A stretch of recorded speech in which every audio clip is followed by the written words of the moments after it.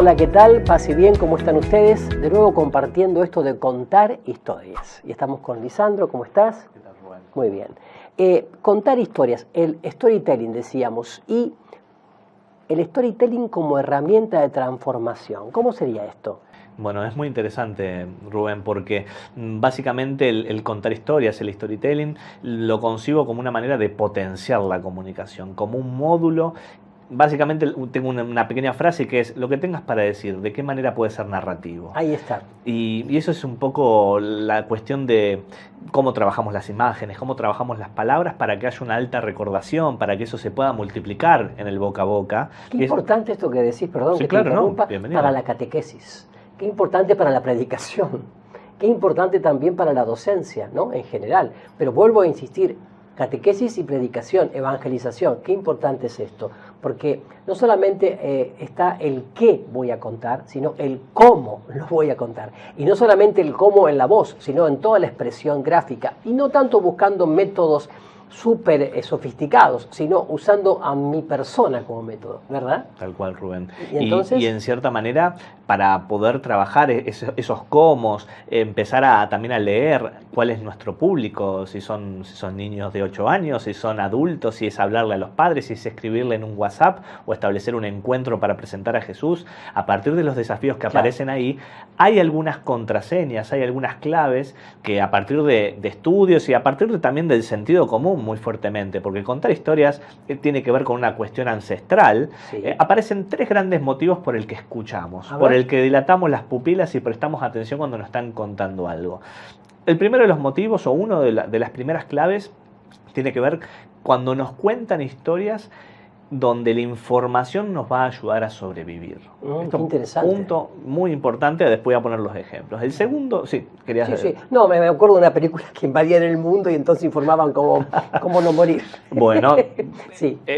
Va muy de la mano con la, voy a aprovechar, cuando contamos historias, la gente dilata pupilas si advertimos amenazas. Claro. Como mencionaste, Sí, las sí. famosas campañas del miedo en la comunicación política es un gran ejemplo.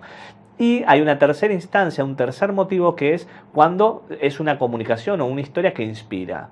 Una historia que inspira tiene que ver con estas famosas charlas motivacionales, que son tan famosas, que no es otra cosa que inspirar, que llenarse los pulmones de aire y salir de la cueva, salir del territorio conocido. Así y que empezar sería a explorar. muy lindo, sería primero para adquirir conocimientos que permitan sobrevivir. Por ejemplo, bueno, las campañas, dice señor, no use el agua contaminada, por ejemplo, qué sé yo, ¿no? Sí, o tiene que en la cuestión más primigenia, tengo que aprender a matar al oso, tengo que aprender a sacarle la piel y tengo que transmitírselo al menor del clan.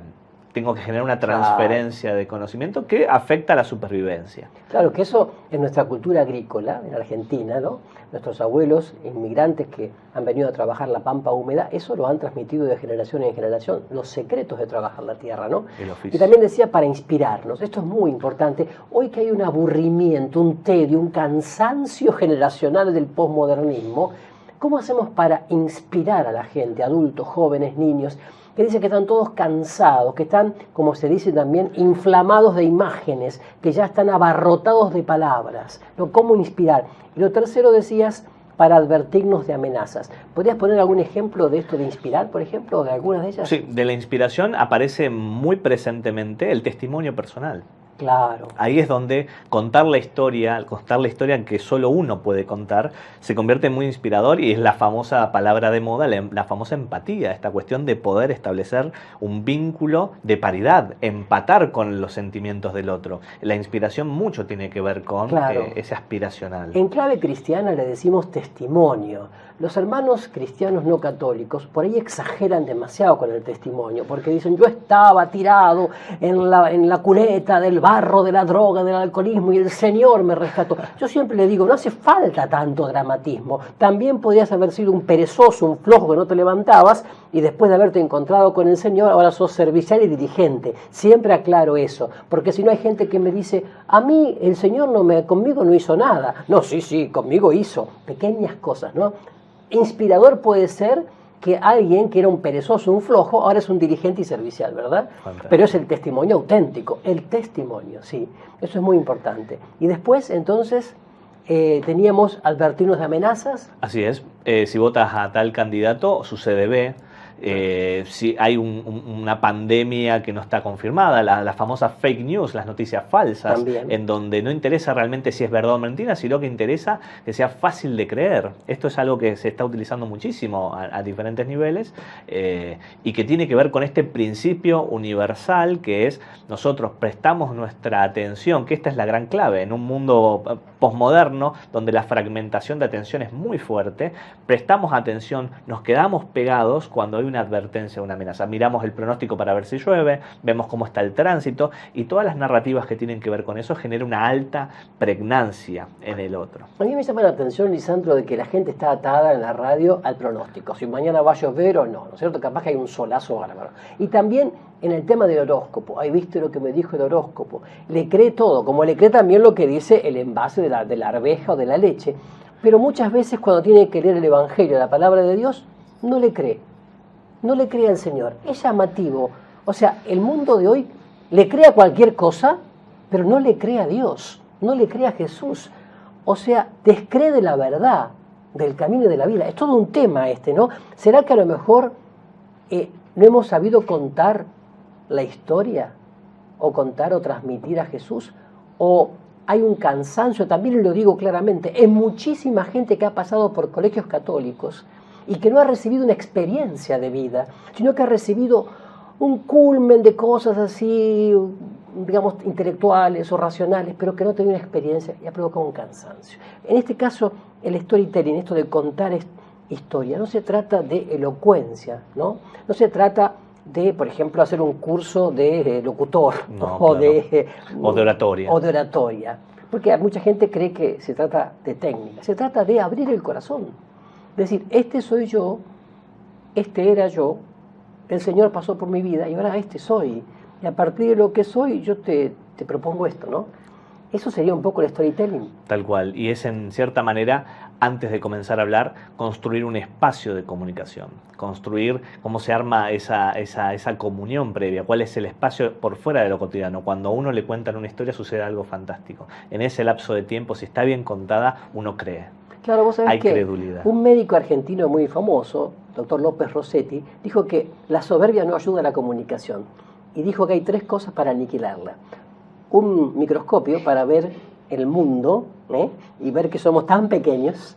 Un reloj para ver que no puedo tener el tiempo, ni mi tiempo, porque voy a morir también. Y también una bacteria, porque aunque la apriete mucho, no la voy a matar, sino que se va a introducir en mi cuerpo y ella sí me va a matar. En el fondo digo, este espacio de comunicación empieza por la humildad también, ¿no? Por darnos cuenta que somos muy pequeños y necesitamos unos de otros, porque si no, no hay auténtica comunicación. La comunicación parte de esta idea fundamental de que me debo complementar con el otro, ¿no? Yo más el tú para formar el nosotros. Me parece muy importante, ¿no? En esto de el storytelling como herramienta de transformación. ¿Qué queremos decir finalmente con la palabra transformar? Porque viste que se habla mucho de fulano fue a la catequesis a formarse, o fulano va a la escuela a formar. A mí esa palabra me provoca alergia, la palabra formar me provoca alergia. ¿Qué sería transformar?